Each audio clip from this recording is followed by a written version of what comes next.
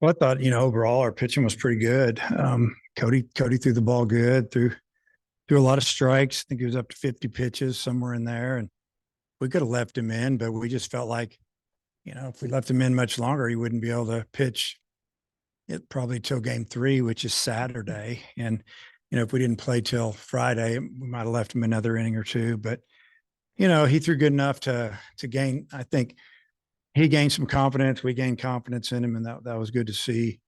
Parker Coyle, he got himself in trouble a little bit, but he got behind in the count and he had to fight his way out of it a couple of times, and it cost him some hits. And then he also gave up some 0-2 hits, pitches that should have been in the dirt, or try to get them to chase. And he just made some freshman mistakes, in my opinion.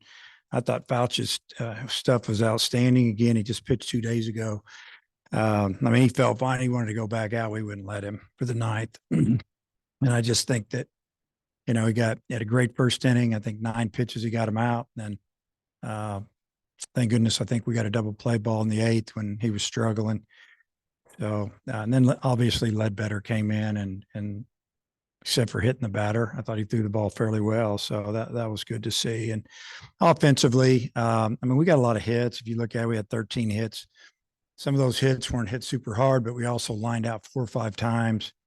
Stovall hits the base on an easy out, and then his next at bat, he lines one into the gap and it's caught. That's the way baseball works. And, so when you get an opportunity, you need to score. There were a couple of innings that in the middle of the game that I was disappointed. We got a runner on second, nobody out. We pop up, we hit the ball extremely hard the next one, and then we line out. We don't score. We got to make sure that we punch in another run there. And there was one other opportunity to score too, that we didn't advance runners. So, you take that away. We played good defense. We gave ourselves a chance to win. And this was a tough game. And we had to talk to the guys a little bit about, because just showing up and playing hard. We played a tough game on Sunday. It was hot. Yesterday was, weightlifting and other things. And today was kind of a trap game in a little bit with us heading out to Georgia tomorrow. It's not like we have another day. And we knew that we were going to get UCA would give us a really good shot today. And I think they played a doubleheader on Saturday, so they got to rest a little bit on Sunday. I don't know how their travel was, but, they fought us hard. They did a good job. Coach, I'm curious what your take was on that play in the 7th inning where Brady reached and y'all scored the go-ahead run. Just what did you think of the way that all unfolded? Well, what I saw was some guys running down the line as hard as they could. We actually had a couple of plays when we had runners at first, and they ran extremely hard and, beat the ball. So the shortstop or second baseman had to throw to first. And so there was 3 hustle plays that I think really helped us. Obviously, Brady's, hit a chopper kind of over the pitcher's head. The second baseman bobbled it and then threw the ball and short hopped I don't know if he short hopped him, but it was bang, bang. We thought he beat it. You never know how that's going to turn out on those things. I don't even know if they could see him half the time. They just flip a coin over there or what, but it's, I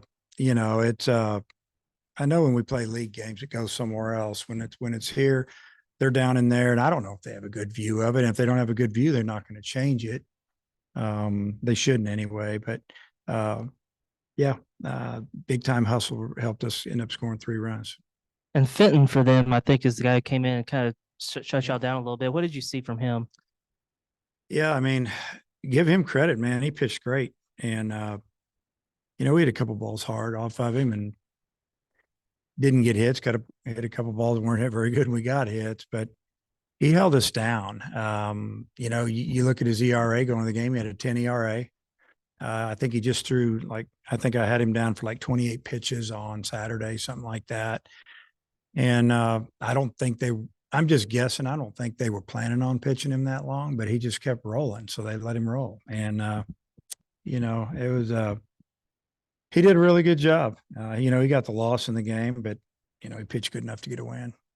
Hey, Dave, what do you think of the 7th inning as a whole? They tie it in the top of the 7th with a homer. and then Diggs hits the ball in the lights, and you just go from there. I mean, you score on a wild pitch on a bases loaded walk by Polk. It was just a weird inning.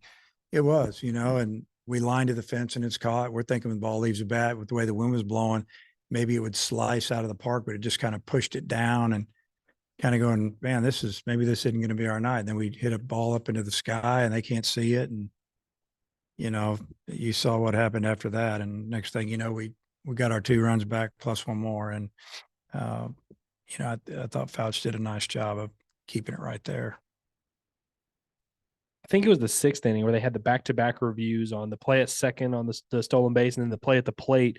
I was just wondering what you thought of those 2 plays and what your view of that was. At the play at second, it looked like he was sliding to the outfield side of the base and he tried to reach back. We tagged him, I think Harold said he tagged him in the chest and thought he got him, but they said he didn't. And at the plate, their runner slid to the side of the plate. You guys had a lot better view of that than I did. Is that what you saw? Yeah, I think it looked like he slid to the side and tried to reach back. And if he'd have just slid straight in, he'd have been safe.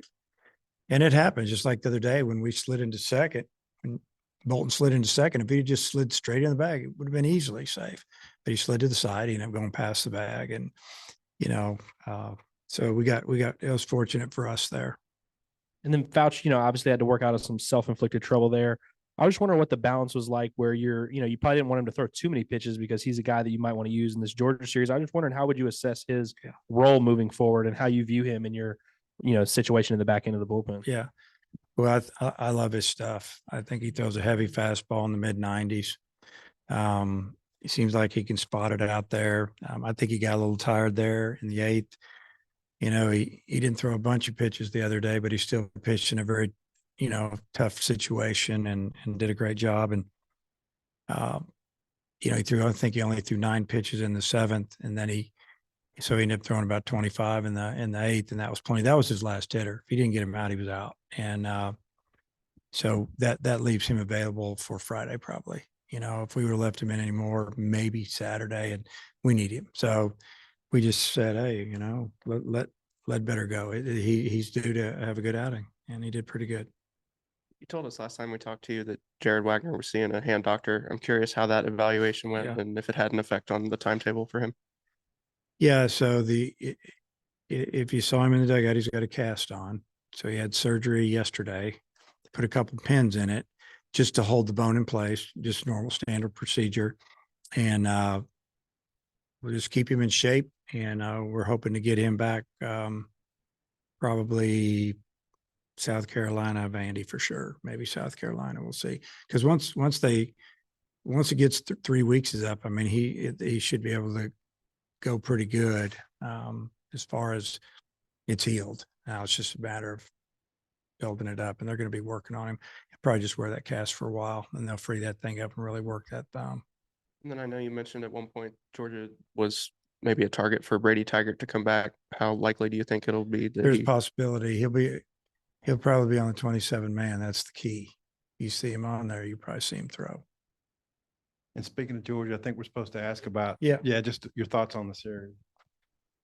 Yeah, Georgia. If you look at Georgia, they got up to a great start this year in regular season from opening day, and they've hit all year. They've done nothing but hit and score runs, hit home runs, and they played a really tough schedule, non-conference schedule. And they played Georgia Tech 2 or 3 times, and the starting pitching. I mean, it's been a little bit up and down, but they're very talented. I think they might start 3 lefties against us. So who's to say? But really good team. I mean, if you look at their record in league, now it's the second half. You got to turn the page. I'm sure that's what they're talking about, but we just got to go in there and do what we do and just give ourselves an opportunity to get late in the game and have a chance to win. How does your kind of rotation stack up this weekend and kind of what you're thinking about doing? Well, as of right now, we're going to do the same thing we've been doing. We'll, same left-handed starter and TBA, and so we'll go with Holland and then TBA, and it could be McIntyre, but if we had to use him, we'll use him. So we're just going to do what we need to do. the last few or throughout this conference play, you've used Holland and Smith, game one, you one game at a time. This may be kind of a silly question, but like what is so important about winning game one that you'd use, your top two guys like that when Well, it's not about winning game one. It's about winning a game that we're ahead in and winning a game. It's trying to get to, as many SEC wins as you can. It's if we're losing 5-3, we're not pitching him. If we've been winning every time we brought him in and he's held the lead. So, yeah, I mean, if he doesn't pitch Thursday, he might start Friday. If he doesn't start Friday or pitch Friday, he'll definitely start on Saturday. He's going to pitch. And if he hasn't pitched the first 2 days, he'll start game 3. And I think everybody in the league knows what we're doing and they get it. So it's just the way it is. If we get Tiger back rolling, might start announcing some people. Speaking of Smith, he's had a lot of success as a reliever, obviously, and he's also had some, promising starts as a starter last year.